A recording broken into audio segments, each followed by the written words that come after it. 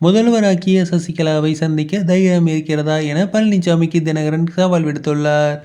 முதல்வராக்கி சிறைக்கு சென்ற சசிகலாவை சந்திக்க தைரியம் இருக்கிறதா என முன்னாள் முதல்வரும் அதிமுக பொதுச் செயலாளருமான எடப்பாடி பழனிசாமிக்கு அமமுக பொதுச் செயலாளர் டிடிவி தினகரன் சவால் விடுத்துள்ளார்.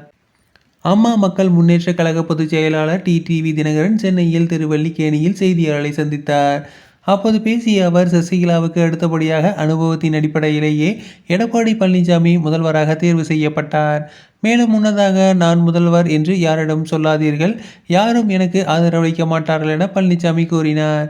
சசிகலா யாரை சொன்னாலும் முதல்வராக ஏற்றுக்கொள்ளும் நோக்கிலேயே எம்எல்ஏக்கள் இருந்தனர்.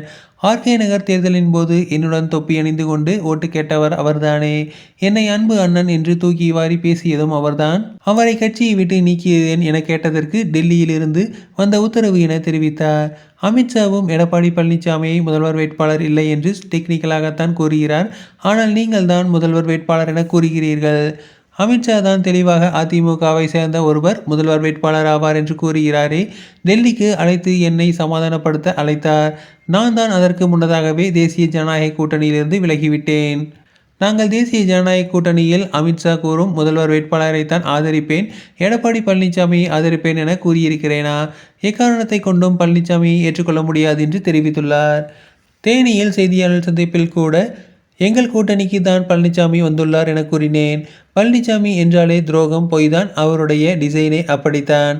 அவரை முதல்வராக்கிவிட்டு சிறைக்கு சென்றவர் என்னுடைய சித்தி சசிகலா. அவரை சந்திக்கும் தைரியம் எடப்பாடி பழனிசாமிக்கு இருக்கிறதா என்று கேள்வி எழுப்பியுள்ளார்.